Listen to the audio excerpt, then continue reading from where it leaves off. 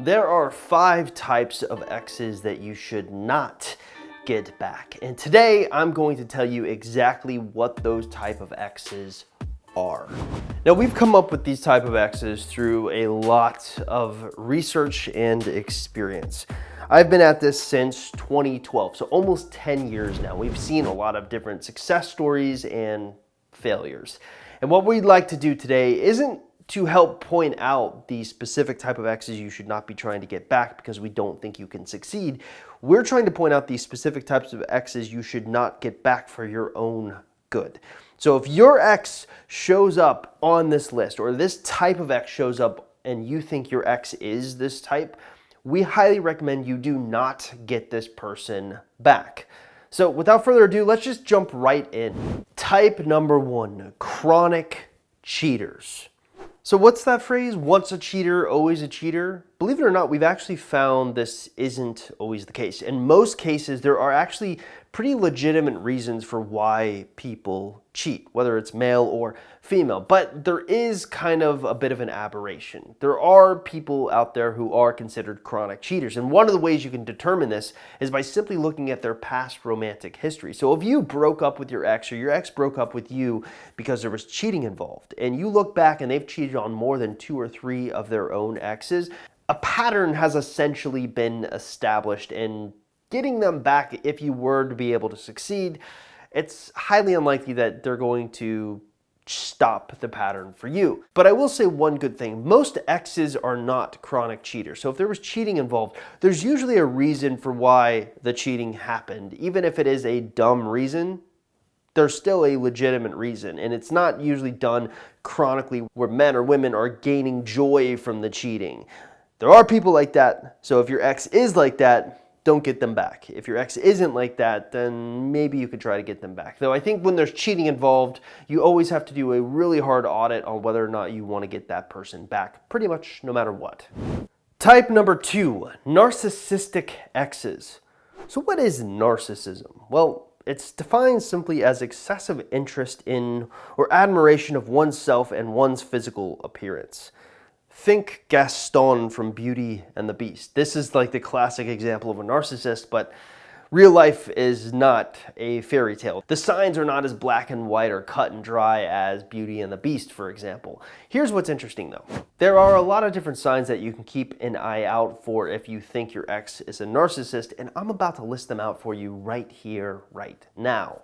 So if you think your ex has like a grandiose sense of self-importance and a preoccupation with fantasies of unlimited success, power, brilliance, beauty, or ideal love, or they have a belief that they're special and unique and can only be understood by or should associate with other special or high-status people or institutions, or they have this need for excessive admiration or a sense of entitlement, or there's an interpersonally exploitative behavior, a lack of empathy on their part, an envy of others, or a belief that others are envious of them, or a demonstration of arrogant and haughty behaviors or attitudes, then it's a pretty good safe bet your ex is a narcissist, and you should not be trying to get a narcissist back.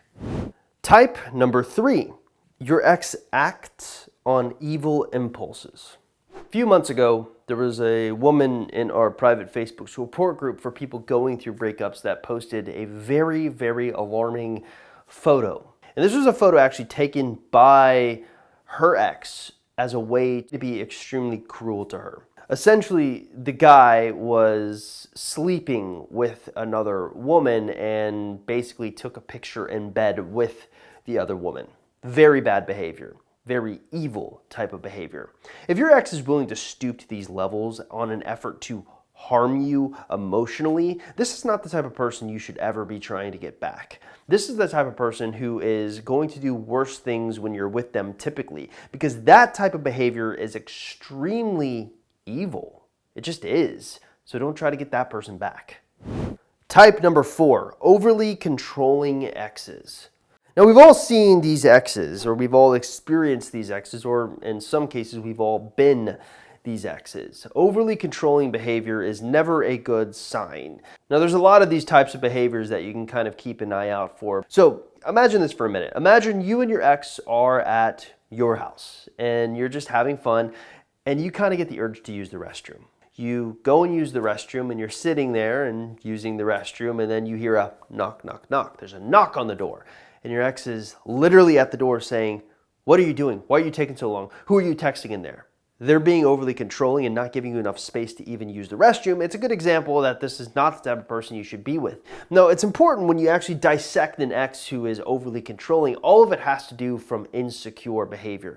They're not very secure with themselves. And one of the interesting things about insecure attachments is they have this narrative that they feed themselves that is completely false to the reality. So take that example of you going to the bathroom. If an ex is knocking on the door worried about you going to the bathroom and not giving you enough space, that is an example of overly controlling and not giving you personal space. But what's really going on in their head is they're worried or sitting there and thinking you're probably hiding from them and texting someone in the bathroom. And they need to knock and find out because they don't want to get hurt. There are other types of controlling behavior. For example, if your ex won't let you have any friends so that they stay at the center of your world, that's an overly controlling ex. If you notice that your ex's love is conditional, that's an overly controlling ex. So conditional love means that they almost reward you and love you when you act or dress a certain way, and don't love you or reward you when you don't act or dress that certain way.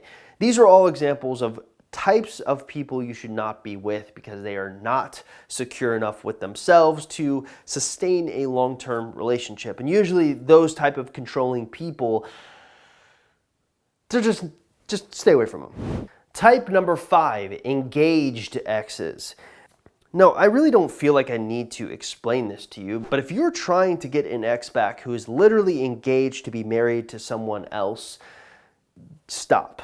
Don't try to get this person back. Number 1, if your ex does actually engage with you in a conversation and flirts with you or tries to sleep with you, what's to stop them from doing that to you if you were to get them back? Because this person is literally engaged to someone else. And whether or not it's cold feet is beyond the point I'm trying to make here.